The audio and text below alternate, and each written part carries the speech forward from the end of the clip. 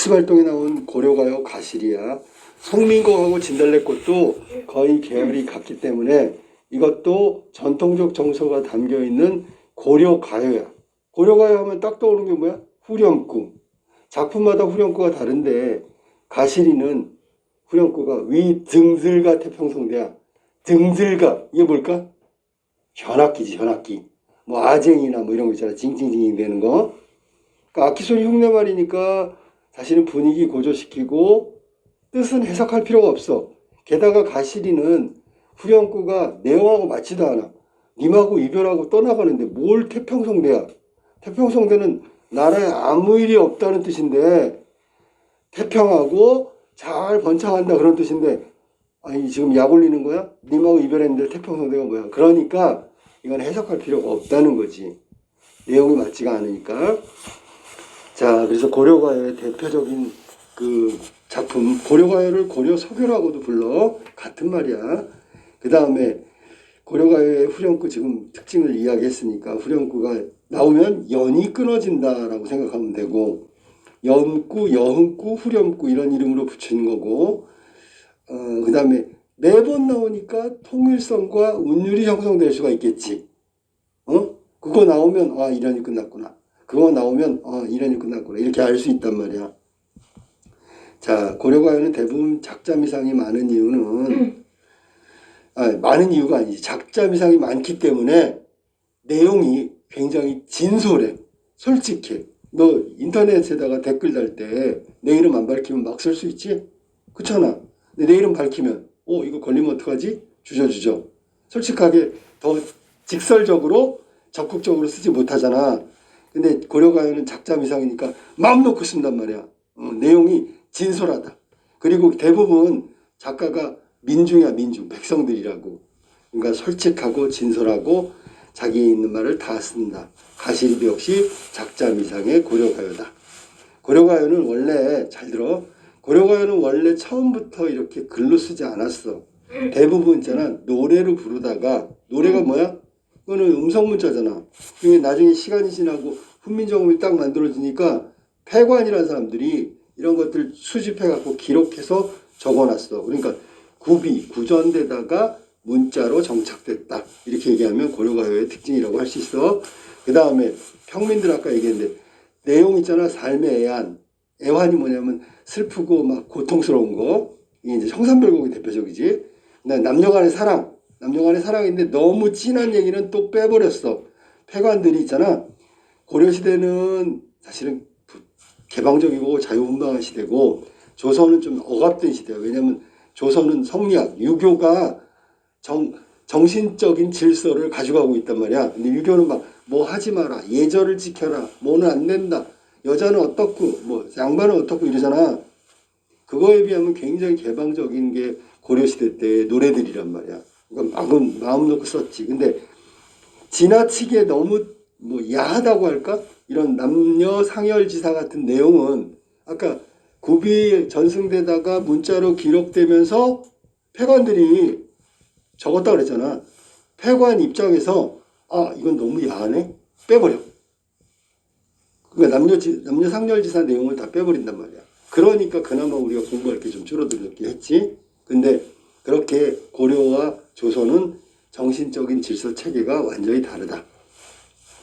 자, 그 다음에 이거는 분연체라 그래. 분연체. 왜냐하면 후렴구 나올 때마다 연이 나눠지잖아. 그러니까 연이 나눠지니까 분연이라고 하는 거야. 후렴구는 당연히 고려가요의 특징이고.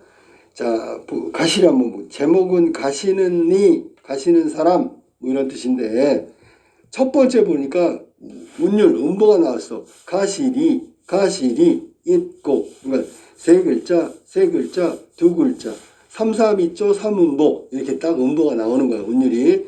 선생님 그 다음에 나온 나나는 뭡니까? 이거는 그냥 이런 거야. 가시리 있고 박자 맞춘 거야. 해석 안 해도 돼. 악률을 맞췄다 이렇게 얘기하는 거야. 그 다음에 자 그럼 본문으로 이제 들어가서 한번 볼게. 3음보에 3, 3, 2조 3음보에 가시리 있고 이거를 가시렵니까 이렇게 해석해도 된다. 뭔 말인지 알겠지? 그러니까 글자 수를 맞추려니까 원래대로 쓰세요 그러면 이런 거지. 가시리 있고 이렇게 해야 되는데 3, 3, 2초 3음보로 맞추다 보니까 가시리 있고 이렇게 된 거지. 가시렵니까? 버리고 앞에 뭘 쓰냐면 목적어 나를 이걸 쓰는 거야. 나를 버리고 가시렵니까? 자, 거기는 가시지 말라는 뜻이 나와 있겠지, 그지? 진짜 나 버리고 가는 거야? 뭐 이런 느낌이 나. 그 다음에 위증질과 태평성대, 아까도 얘기했지만 후렴구인데 악기소리 흉내말 해석할 필요 없고 분위기를 고조시킨다. 다만 태평성대는 이 글의 내용, 상황과 맞지가 않는다. 당연히 그러니까 해석 안 해도 된다. 이연으로 갈게요. 날로는 어찌 살라고, 나더러 어찌 살라고. 그러니까 님이 나를 떠나버리면 나 혼자 남잖아. 그러니까 나더러 어찌 살라고 나를 버리고 가시렵니까? 주체는 뭡니까? 그러면 버리는 주체는 님이고, 버림받은 주체는 화자야. 알았니? 그러니까 그거를 그렇게 물어보면 깜빡 속잖아. 버리는 주체는 님, 버림받은 주체는 화자. 주체에 따라 달라져. 근데 여기는 목적어 나를 버리고 가시렵니까? 이렇게 하면 되겠지. 야, 나 버리면 안 되는데 버린단 말이지. 요즘식으로 하면 약간의 원망이 들어가 있다. 됐지? 그 다음 사면으로 갈게. 잡사와 두얼이 말하는 잡아두고 싶지만은 누가 내가 잡사와의 주체는 나란 말이야. 나는 님을 미안해. 맞았네, 그지? 나는 님을 잡아두고 싶지만은 이런 뜻이야. 선하면 누가 님이 서운하면 아니 올세라는 리을세라가 뭐뭐 할까봐 두렵다라는 뜻이야. 화자는 있잖아. 잡고 싶어 안 잡고 싶어? 잡고 싶어. 님이 떠나는 걸 말리고 싶다고. 근데 말리면 님이 빈정상해가지고 아이 나 다시는 안 와. 그리고 그럴까봐 화자는 겁이 나니까 잡을 수가 없네. 그래서 보내주는 거야. 이런 건 왜 보내줘? 그러면 님이 혹시 서운해서 안 돌아올까봐 님의 뜻을 따라야지. 이거 봐요. 님의 뜻을 따라야지. 이게 전통적 여인상이고 인종이 뭐냐면 참고 따라가는 거야. 이거 진달래꽃에서 나오잖아. 그지? 인종. 서운하면 아니 올까봐 두렵습니다. 의구형이라고 하고 리을세라는 두렵다라는 뜻이야. 자, 사면은 님을 잡고 싶은데 서운해할까봐 그냥 에이 모르겠다 보내주자. 약간의 체념의 정서가 나타나 있다. 됐죠? 마지막 마무리. 서로님. 요거 때문에 시험에 자주 나오지. 서로님은 두 가지로 해석할 수 있다. 서러운 내가 님을 보내드리오니 이렇게 해석할 수 있어. 서러운 게 나라고. 서러운 내가 님을 보내드리오니. 그러면 서러움의 주체는 나야. 알았니? 근데 왜 서러님 그냥 직역하면 님이 서러운 거야. 그러니까 이거는 서러워하는 님이지. 님도 나를 떠나는 게 서러울 수 있잖아. 그런 의미로 해석할 수 있다. 그래서 첫 번째 서러워하는 님 이렇게 해석해도 되고 서러운 게 나라면 화자라면 서러운 내가 님을 이렇게 하면 돼. 알았지? 두 가지로 해석할 수 있다. 자, 직설적으로 뭐라 그랬어?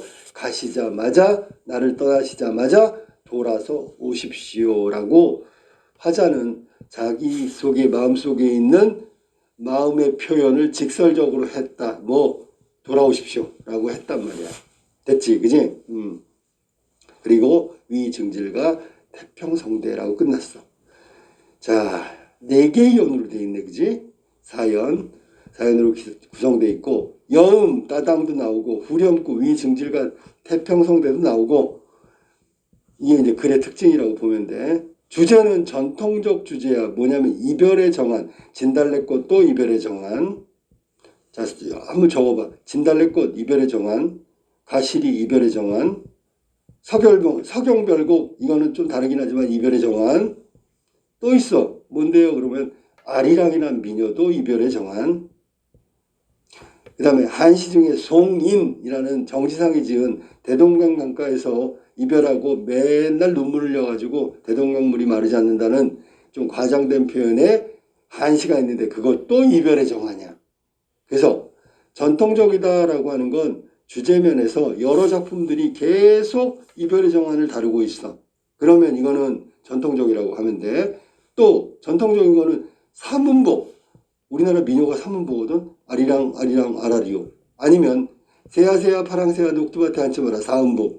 삼음보 사음보는 민요조라고 해. 이 가시리도 삼음보니까 민요고 민요라면 전통적이라고 할 수 있겠지. 그 다음에 또 하나의 전통적인 건 여성적 화자라는 거야. 지금 금방 말했던 작품들, 여러 작품들 대부분이 여성이 화자가 여성이고 이별의 슬픔을 받아들이는 전통적 여인상을 보이거든. 이것도 전통적이야. 그래서 음보가 전통적이다. 주제도 전통적이다. 화자, 여성적 화자도 전통적이다. 전통성을 이어가고 있는 고려시대의 고려가요 가실이었다. 알겠지?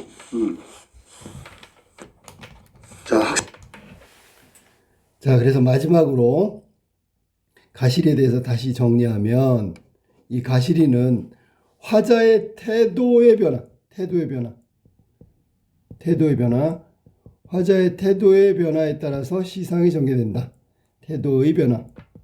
화자가 어떤 심리 상태고 어떤 마음이었는지 1월에서부터 살펴보면 지금 님이 떠나는 것에 대한 슬픔, 두 번째는 약간의 원망, 그리고 세 번째는 체념의 정서, 네 번째는 직설적 표현, 이런 식으로 해서 화자의 태도가 조금씩 바뀌어가면서 시상이 전개되고 있다.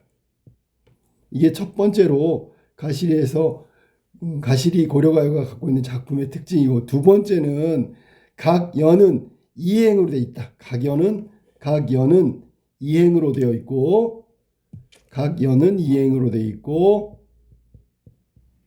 그 다음에 일행의 후렴구로 되어 있다. 일행의 후렴구로 되어 있다라는 게 가시리의 특징. 세 번째, 여기 화자는 수동적 여인상을 드러내고 있다.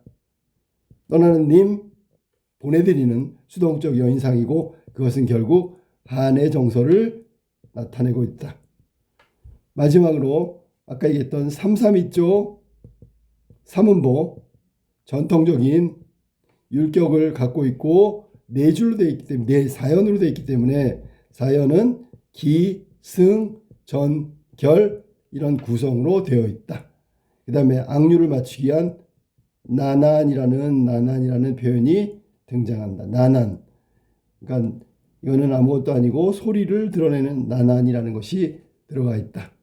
마지막 후렴구는 아까 얘기했던 대로 통일성과 그 다음에 운율, 통일성과 운율이라는 두 가지 기능을 하고 있고, 또 하나는 분연체, 즉 연을 나누어주는 내용이다. 가시리의 후렴구의 특징은 태평성대처럼 내용과 불일치되는 부분이 있고, 그 다음에 내용과 맞지 않는다는 뜻이고, 가시리의 경우에만 해당된다. 그 다음에 악기소리 흉내말이니까 해석할 필요가 없고 뜻이 없고, 마지막으로 분위기를 고조시키는 역할을 하는 게 후렴구의 역할이다. 이게 가시리의 전체적인 내용입니다.